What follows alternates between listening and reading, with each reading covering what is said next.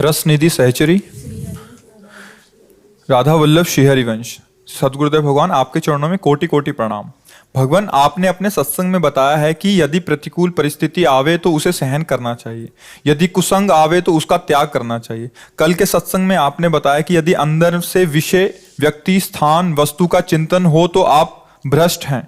यदि घर में ही कुसंग हो तो इस परिस्थिति में क्या करना चाहिए? मेरा भजन और बढ़े, ऐसा क्या करना चाहिए? घर तो और दूरी की चीज़ है, हृदय का कुसंग अगर हम संभाल लें तो सब जगह का संभल जाएगा। जो हमारा मन बुद्धि गंदी प्रेरणा करता रहता है, अगर उसके हम अनुसार न चल करके मन बुद्धि को प्रभु का चिंतन कराएं तो फिर हमें कोई परास्त नहीं कर सकता। हम बाहर से सब ठीक करने की चेष्टा करें, कभी ठीक नहीं होगा।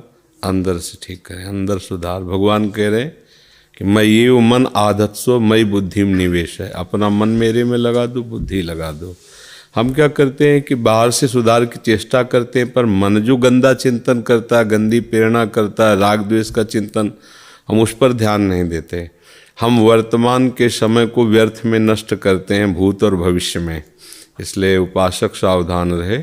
वर्तमान के समय में भगवत चिंतन करते हुए मन के द्वारा की हुई शुभ अशुभ प्रेरणा दोनों से बचे, न शुभ से न अशुभ से, क्योंकि शुभ भी बांधने वाला है, अशुभ भी बांधने वाला है। हम नाम, मंत्र, वाणी, भगवत चिंतन, सेवा चिंतन, इसमें बाहर का कोई कुसंग कहाँ तक हटाया जा सकता है? क्योंकि बाहर सब कुसंग ही कुसंग है। कोई बिरला ऐसा घर होगा या बिरला ऐसा वातावरण होगा जहाँ पूर्ण रूप से सात्विक भागवतिक वातावरण हो। नहीं तो दो भागवतिक हैं तो दो आसुरी स्वभाव वाले हैं, तो ऐसा बना रहता है, वो बना ही रहेगा। देखो, लंका में भी भजन तो कर लिया विभीषण जी ने। तो हमें चाहिए कि हम अंदर से भजन परायण बने, बाहर से सबके साथ जैसा बर्ताव करना चाहिए वैसा ही हम करें। हम अपने को बड़ा भगत मानकर किसी का तिरस्कार न करें, क्योंकि परिवार है वो। अगर उसमें हे भाव रखेंगे तो फिर हमारा भजन नहीं बन पाएगा, लड़ाई झगड़ा होता रहेगा, वो सब ठीक नहीं। किसका प्रश्न है? हाँ, ऐसे आनंद पूर्वक रहो, अंदर से नाम जप करो, अंदर की वृत्तियों को सुधारो, बाहर जिसके प्रति जैसा व्यवहार है वैसा निरपेक्ष होकर कर दो, ममता रहित होकर जिसके साथ जैसा व्यवहार है धर्म के अनुसार वैसा कर दो, और अंदर से भजन करो। वो सुधर जाए, ऐसी हमें सामर्थ्य नहीं, हम सुधर जाएं भगवत कृपा से, इतनी बात स्वीकार करो जी। राजेश खोसला जी, लुधियाना पंजाब से। जय जय श्री हरिवंश। गुरुदेव, आपके चरणों में कोटि कोटि प्रणाम। गुरुजी, मेरा एक प्रश्न है। गुरुजी, आपसे सुना है कि ये शरीर तो 5 तत्व का है और 5 तत्व में ही विलीन हो जाता है। आत्मा अजर अमर अविनाशी है। फिर गुरुजी, मृत्यु किसकी होती है? भ्रम की, अज्ञान की, मोह की, आसक्ति की, माने हुए कल्पनात्मक भ्रम की। इस पांच भौतिक शरीर में ममता कर ली, और ऐसी ममता कर ली कि मैं ही शरीर हूँ। अब शरीर है मृत्यु वाला, तो उसकी मृत्यु हो जाती है।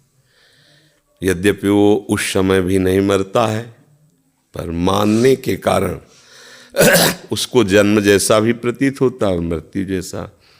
जन्मना और मृत्यु होना ऐसा समझ लो गाढ़ नींद और जग जाना। पर इसमें एक ये रहता है कि इसी शरीर में सोते हो, इसी शरीर में जगते हो, इसलिए मृत्यु और जन्म जैसा नहीं लगता, क्योंकि जगे तो फिर वही शैया, फिर वही। और मृत्यु एक ऐसी गाढ़ नींद है जिसमें जगने पर सब दृश्य बदल जाएगा। जब जगोगे तो माता पिता दूसरे, दृश्य दूसरा, घर दूसरा, यही क्रम चल रहा है। वास्तविक मरना किसी का नहीं होता है। पंचतत्व में लीन हो गए।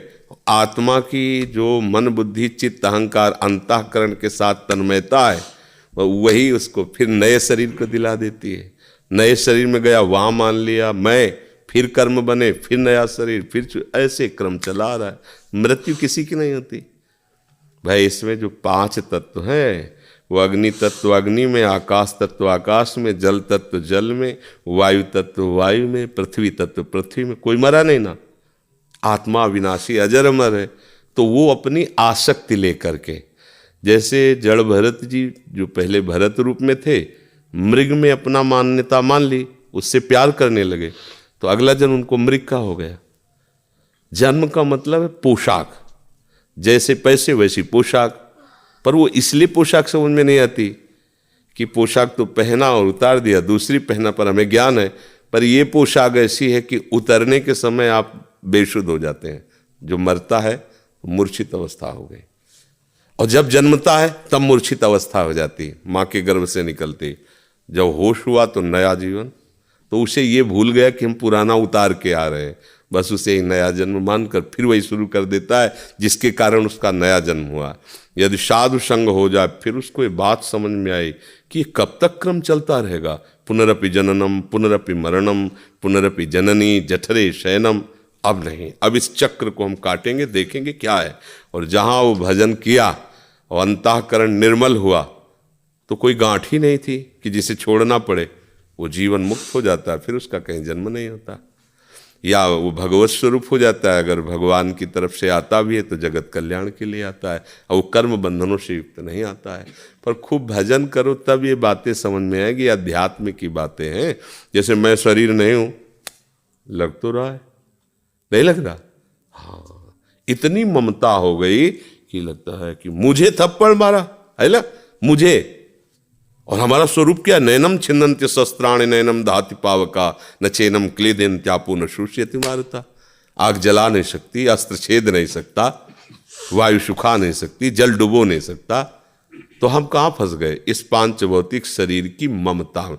और इतनी जोर की ममता कि शरीर मेरा है ऐसा नहीं, मैं ही शरीर हूं। बस यही बात है। ये भूल अगर सुधर जाए तो जीवन मुक्त हो जाए। इसी के सुधारने के लिए संत महात्मा भगत सब लगे हुए। नाम जप करो, सत्संग सुनो, धीरे धीरे हृदय जब पवित्र होगा तब ये बुद्धि से समझ में नहीं आएगी। क्योंकि जो बुद्धि से हम समझ रहे हैं वो बुद्धि ही अपवित्र है, तो क्या समझाएगी? पहले बुद्धि पवित्र हो। जैसे कोई नशे में हो, एक राजा जा रहा था, सवारी जा रही थी, बड़ी राज वैभव की सवारी। तो एक शराबी लड़खड़ाता हुआ आया, बोले ए राजा, बोल अपने हाथी की कीमत क्या है। तो वह सब आश्चर्य, ऐसे कोई बात करता है राजा से? राजा ने कहा अभी ले, इसको जाओ बंद करो, इसे सुबह बात करेंगे। सुबह बोले भैया हाँ, हाथी खरीदोगे हमारा? बोले महाराज जो खरीदने वाला था तो गया। वो जो हाथी खरीदने वाला था शराब थी, वो तो गई महाराज, हम तो आपके जिलाए जी रहे हैं। बातें हैं। अभी जो हमारी बुद्धि है वो अभिमान में है, विषय रस में है। जहाँ पवित्र होगी तो ऐसे दिखाई देगा, शरीर अलग अपना अलग, तभी तो जीवन मुक्त हो जाता है। अगर ऐसा ना हो तो ये जितने महात्मा जन जो वास्तविक भगवान के मार्ग में, ये कैसे जीवन मुक्त होते? इसी शरीर में फंसे रहते, फिर उनका जन्म नहीं होता। जो इस शरीर से जीते जी आसक्ति खत्म कर देते हैं। अभी भजन बल से होता है, दूसरा कोई इसमें बुद्धि उद्धि काम नहीं करेगी। खूब नाम जप करो, राधा राधा राधा राधा, धीरे धीरे वो सब ज्ञान आ जाता है। भारत चंद्र दास जी, सतगुरुदेव भगवान आपके चरणों में प्रणाम। गुरुदेव भगवान, हम बंगाली में पढ़ाई किए हैं, हिंदी पढ़ लेते हैं, लिख नहीं पाते। गुरुदेव भगवान महाराज जी, इनका भाव ये है कि ये शरणागत मंत्र जो है वो हिंदी में, जैसे आप बोलते हैं कि उनका ध्यान करना चाहिए, ये अपने मानसिक भाव में बंगाली में भाव करके करते हैं, तो ये कर सकते हैं वैसा? श्री जी हर भाषा जानती है।